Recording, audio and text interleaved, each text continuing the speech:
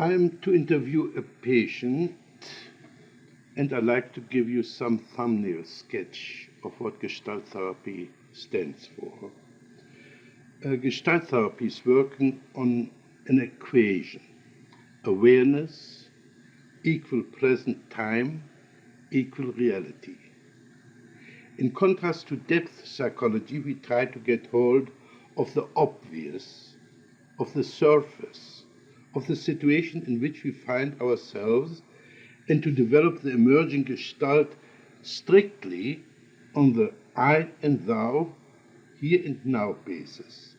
Any escape into the future or the past is examined as a likely resistance against the ongoing encounter. Modern man has alienated, given up so much of his potential that his ability to cope with his existence becomes badly impoverished. My aim is this: the patient should recover his lost potential. He should integrate the conflicting polarities, understand the difference between game playing, especially the playing of verbal games, on the one hand, and of genuine, authentic, confident behavior on the other. The civil war of inner conflicts weakens the efficiency and comfort of the patient, but every bit of integration will strengthen it. Now, in the safe emergency of the therapeutic situation, I repeat, in the safe emergency of the therapeutic situation, the patient begins to take risks and to transform his energies from manipulating the environment for support into developing greater and greater self-support, that is, reliance on his own resources. This process is called maturation. Once the patient has learned to stand on his own feet, emotionally, intellectually, and economically, his need for therapy will collapse. He will wake up from the nightmare of his existence. The basic technique is this: not to explain things to the patient, but to provide the patient with opportunities to understand and to discover himself. For this purpose, I manipulate and frustrate the patient in such a way that he's confronting himself. In this process, he identifies with his lost potential, for instance, through assimilating his projections by acting out the alien parts of himself. Principally, I consider any interpretation to be a therapeutic mistake, as this would imply that the therapist understands the patient better than the patient himself, takes away from the patient the chance of discovering himself by himself, and prevents him from finding out his own values and style. On the other hand, I disregard most of the content of what the patient says and concentrate most on the non-verbal level, as this is the only one which is less subject to self-deception than his verbal pseudo-self-expression. On the non-verbal level, the relevant Gestalt will always emerge and can be dealt with in the here and now.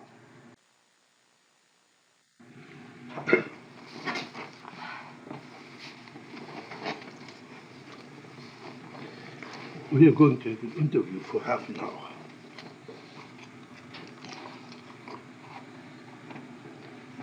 Right away, I'm scared. You say you're scared, but you're smiling. I don't understand how one can be scared and smile at the same time. And I'm also suspicious of you. I think you understand very well. I think you know that when I get scared, I laugh or I kid to cover up. But do you have stage fright? I don't know. I'm mostly aware of you. I'm afraid that I'm afraid you're going to have such a direct attack that you're going to get me in the corner, and I'm afraid of it. I want you to be more on my You said I side. get you in your corner and you put your hand on your chest. Hmm. Is this your corner? Well, it's like, yeah, it's like I'm afraid, you know. Where would you like to go? Can you describe the corner you like to go to? Yeah.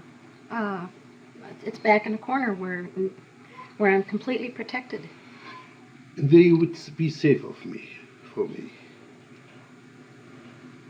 Well, I know I wouldn't really. Well, But it feels safer, yes. Imagine you were in this corner, and you're perfectly safe now.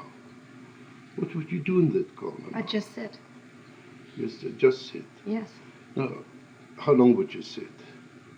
I don't know, but this is so funny as you're saying this. This reminds me of when I was a little girl. Every time I was afraid, I'd feel better sitting in a corner. Okay, I'm you're panicky. not. Are you a little girl? Well, no, but it's the same feeling. Are you a little girl? This feeling reminds me of it. Are you a little girl? No. No, at last. How old are you? 30. Then you're not a little girl. No. Okay. So you're a 30-year-old girl who's afraid of a guy like me. Well, I don't even know if I do know I'll be afraid of you. I get real defensive with you. Now what can I do to you? You can't do anything, but I can sure feel dumb, and I can feel stupid for not having the right answers. Now what would it do for you to feel dumb and stupid? I hate it when I'm stupid. What would it do for you to be dumb and stupid? But let's put it like this. What would it do to me if you would play dumb and stupid? That makes you all the smarter and all the higher above me. Then I really have to look up to you because you're so smart. Yeah. Oh, yeah. And butter me up right and left. No, I think you can do that all by yourself. I think the other way around. If you play dumb and stupid, you force me to be more explicit. That's been said to me before, but I don't buy it. I don't Now, believe what it. are you doing with your feet now? Wiggling them. What's the joke now? Oh, I'm afraid you're going to notice everything I do. Gee. Don't you want me?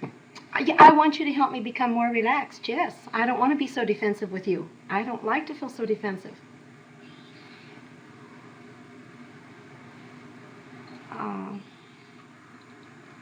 You're acting like you're treating me as if I'm stronger than I am, and I want you to protect me more and be nicer to me.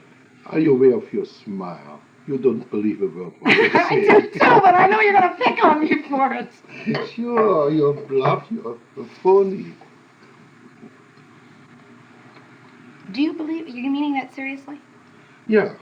If you say you're afraid and you laugh and you giggle and you squirm, that's phony. You put in a performance for me. Oh, I resent that very much. Can you express it? Yes, sir. I most certainly am not being phony. I will admit this. It's hard for me to show my embarrassment, and I hate to be embarrassed. But boy, I resent you calling me a phony. Just because I smile when I'm embarrassed or I'm put in a corner doesn't mean I'm being a phony. Wonderful, thank you. You didn't smile for the last minute. Well, I'm mad at you. That's right. You didn't have to cover up your anger with your smile. Now, in that moment, in that minute, you were not a phony. Well, at that minute I was mad, though. I wasn't embarrassed. In other words, when you're mad, you're not a phony. I still resent that. I'm not Do a this phony when again. I'm nervous. Again. I want to get mad at you. You know what I'd like to do? I want you on my level so I can pick on you just as much as you're picking on me. Okay, pick on me.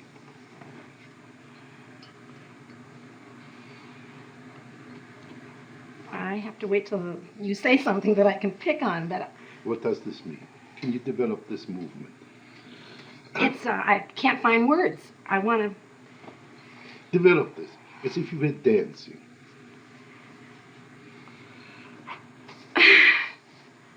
I want to start all over again with you.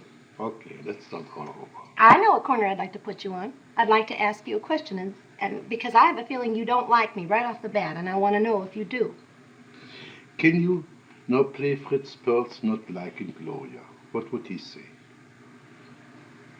He'd say that she's a phony, for one. Say you are a phony. You're a phony, and you're a flip little girl, and you're a show-off. What would Gloria answer to that? I know what I'd answer. I'd say I think you are too. No, say, tell this to me. Tell me what a phony I am. Well, Say, Fritz, you're a phony. well, phony's not quite the right word, but it's more like a show-off. Sure. Like you know all the answers. Yeah. And I want you to be more human, and that doesn't seem very human to me. To know all the answers is not very human. Yeah, to right away find out how I'm kicking my feet and why am I doing like this. Why are you doing like that? Oh dear, I've got eyes. I can see you're kicking your feet. I don't need a scientific computer to see that you're kicking your feet. What's big about that? You don't need to be wise to see that you're kicking your feet. I know, but it seems like you're trying to find some reason for it. I don't. It's your imagination. Okay, I know what I'd like from you. Can I tell you what I'd like from you? Yeah.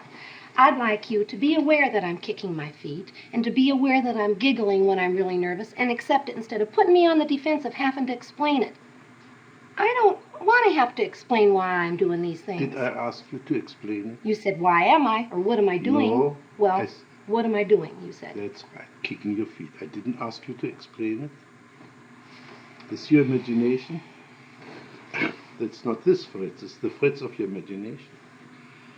It's a big difference.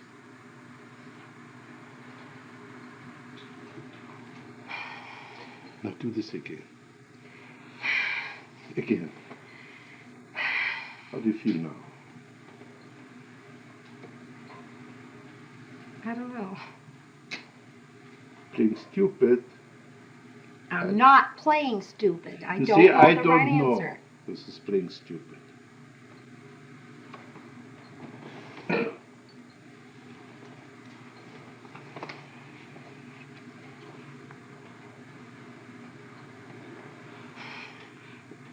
You did something with your hair there. Is by any chance something in my hair what you object to? No. No. Okay. No, but your hair and your features go along with the feeling I had about you earlier. I had a feeling I could be afraid of you.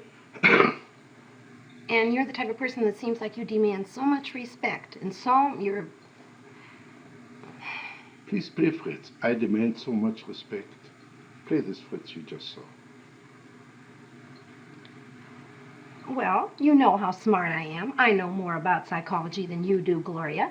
So anything I say, of course, is right. Can you say the same as Gloria? Something similar as Gloria? What's the same act as Gloria? I demand respect because...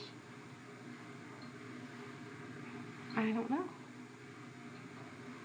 You don't No, I don't. I identify it with my father, but not me. I don't feel I demand respect. You don't demand respect. No. Sure not.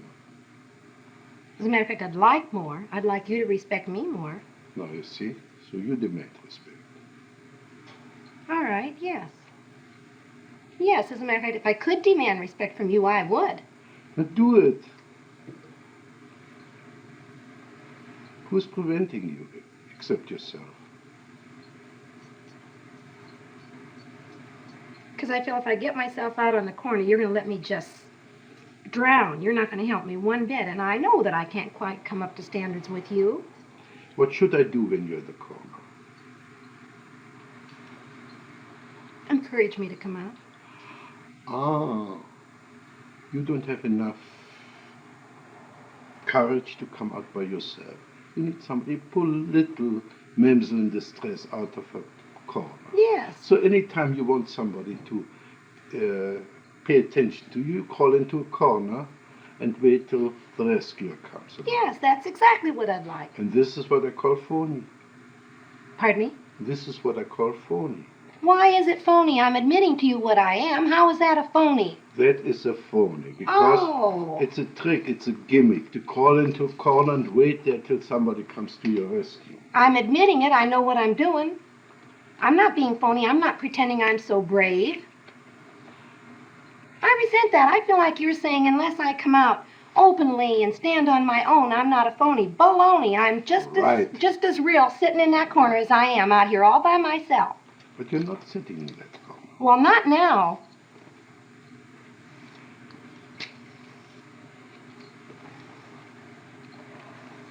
And besides that, it's like passing judgment when you call me phony. I just hate that anyway.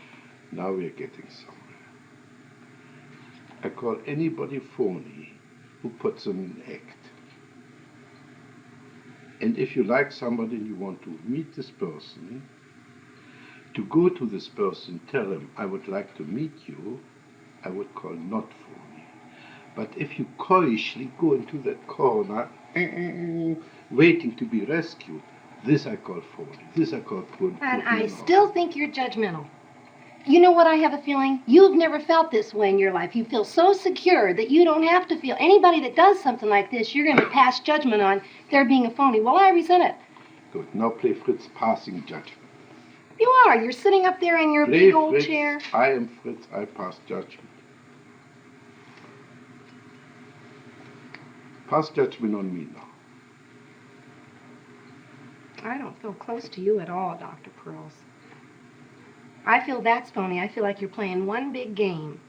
Right. Sure, we're playing games, but in spite of the games, I think I've touched you now and then. I think I hurt you when I called you a phony. Well, of course you did. And I think I hit a bullseye. That's why you feel hurt. I don't know. All I know is when I feel the way I feel with you right now, Now, it's like you don't have feeling. Fine. Now, exaggerate this. What you just did. I'm not like That's it. Now, talk to me like that. I can't. I want to laugh. I'd like you to be younger than me so I could really scold you. How old must I be? My age, 30. Good, I'm 30 now. Imagine I'm 30. And now you're scolding. Okay. Don't be so cocksure of yourself. Don't think you're so doggone smart. Don't act so proud because you've never been in the corner. I think you can be just as big a phony, parading around like you're so damn smart and you know all the answers as much as me sitting in my corner. Oh, and I like the feeling of you being younger. Yeah. I'd like to embarrass you. Yeah. Embarrass me. Well, Tell me what you wouldn't get embarrassed. You seem unaffected. Tell me, embarrass me. Tell me how old, how ugly I am. You don't look old and ugly, you look distinguished. And that's all the more on your side. If you look so distinguished, then see. That's more on your side, too. Well, Gloria, can we say one thing? We had quite a good fight. No, I know. No. I don't think you're fighting with me. But I felt you came out quite a bit. Well, I'm mad at you. Wonderful. But you seem so detached. You don't even seem to care that I'm mad at you. I feel like you're not recognizing me at all, Dr. Perls, not a bit. This is quite true. Our contact is much too superficial to be involved in caring. I care for you as far as, let's see, you're right now my client. I care for you as far as I like to, like an artist, bring something out which is hidden in you. This is as far as I care.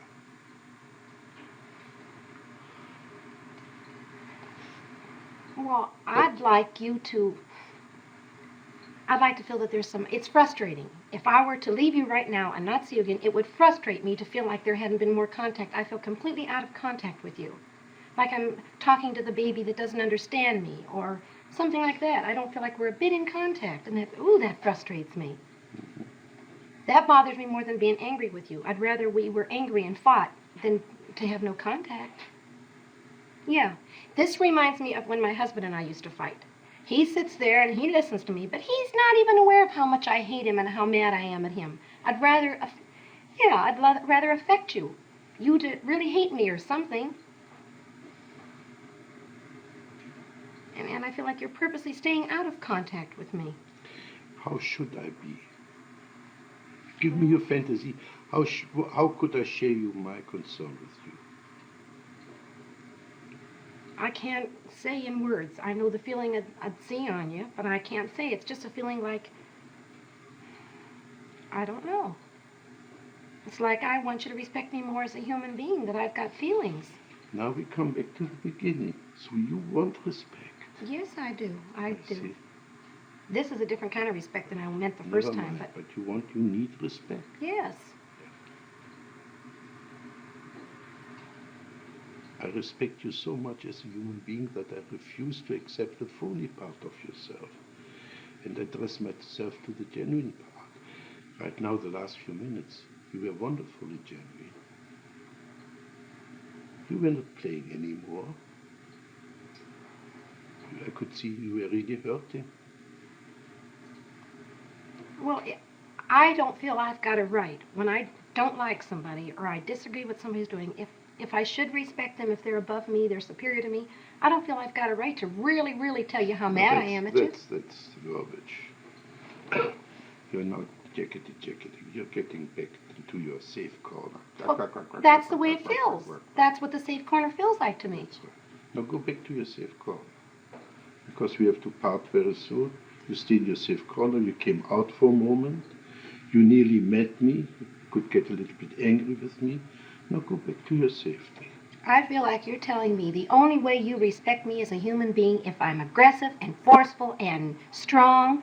I feel like you couldn't even accept I'd be scared to death to cry in front of you.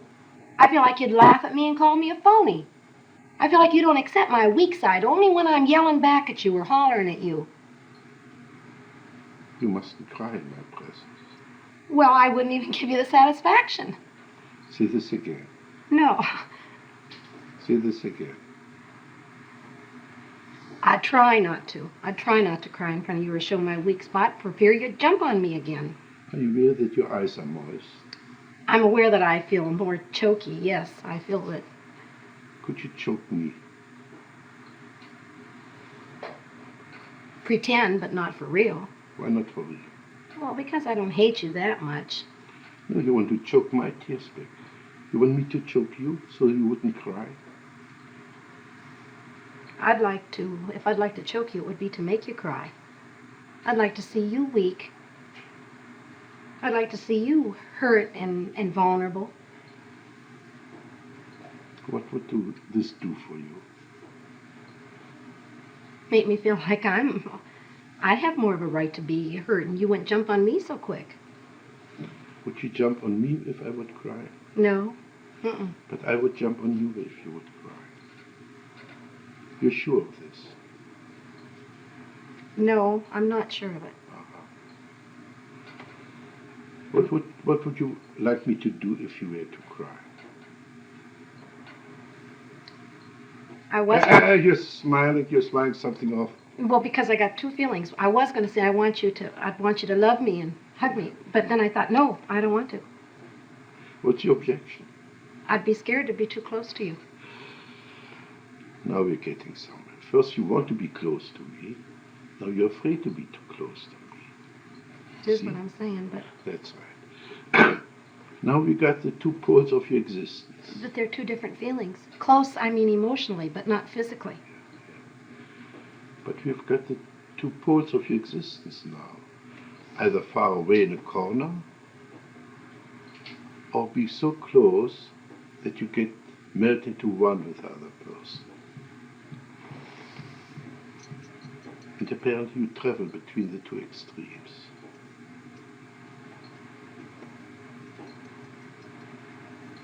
I do.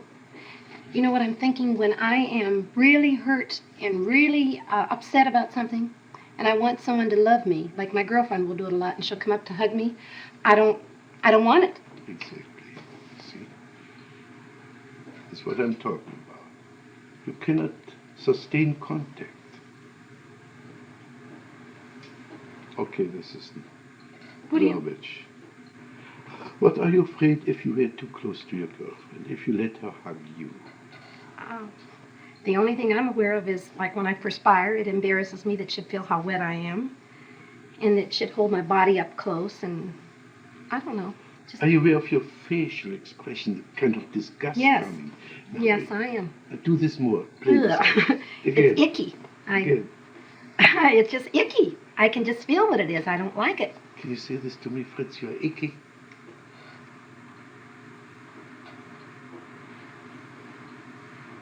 No. No? What's your difficulty? Because I feel like if you really believe me, that would hurt your feelings. Oh, you mustn't hurt my feelings. Well. I thought I was so indifferent, as you said before, that nothing could touch me. No. Now you suddenly discovered a way to touch me, isn't it? Well, you know what I believe? I believe you're the type of person sort of like me, that you act like it wouldn't hurt your feelings, but it really would. You act strong, but you're soft and vulnerable inside there too. I think your feelings could be hurt, sure. But I don't think you'd show it very easy. What would I do? How would I conceal my feelings? By turning it back on me? By saying, now, what did you get from that, Gloria? You turn the whole thing back on me instead of showing how hurt you were. Now, can you say this to Fritz? What did you get out of this, Fritz? Say this to me. What'd you get out of what? What you just said, just your sentence. Sure, I know what you'd get out of it. If I said, what did you get out of this, Fritz? You'd say, nothing. It didn't bother me. It was you that did it. You still wouldn't let me know you were hurt. But I know what it would be if you told your true feelings, that you didn't want to show your hurt, so you covered it up. Same way with me in the corner. Now, if I were hurt, if I would cry, what would you do with me? You wouldn't be so superior to me. You'd be more vulnerable, and I could pacify you and make you feel better. You could hug me. Yes. And I could be the baby. Yes. Yes. I'd like that. You'd feel more on my level. I wouldn't have to feel so dumb with you. And the other way around, you would have to be my baby. If you would cry, you would like to play the baby and be comforted and hugged and poor thing. Well, I'd poor like me. that too. Well, I tell you something, Gloria. I think we came to a nice closure. I think we came to a little bit of understanding. I think we finished this situation now, right? All right.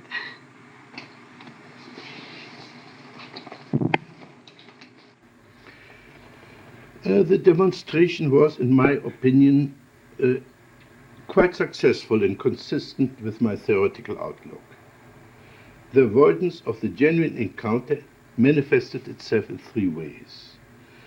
The patient was first taking control by putting on a smiling, sophisticated, phony mask of oscillating between a pretense of being frightened and yet at the same time having me figured out, thus being or believing to be fully in control of the situation. Secondly, she was withdrawing by fantasizing of hiding in a corner. Thirdly, she was blocking the real encounter of melting through crying, which then would have been the real emotional meaning of this meeting. The patient was capable of identifying herself with several fantasies she had projected onto me. This was especially evident with regard to her initial denial for a need to be respected. The need for environmental support started to come out besides her need to get respected. It was verbalized in her wish to be cared for, rescued from the corner, and so on. I broke off the session when the first tears began to appear. She began to play the role of the lonely child and apparently wanted to be hugged and comforted. But here too the assimilation of her projection began to work, and she began to experience holding me like a baby.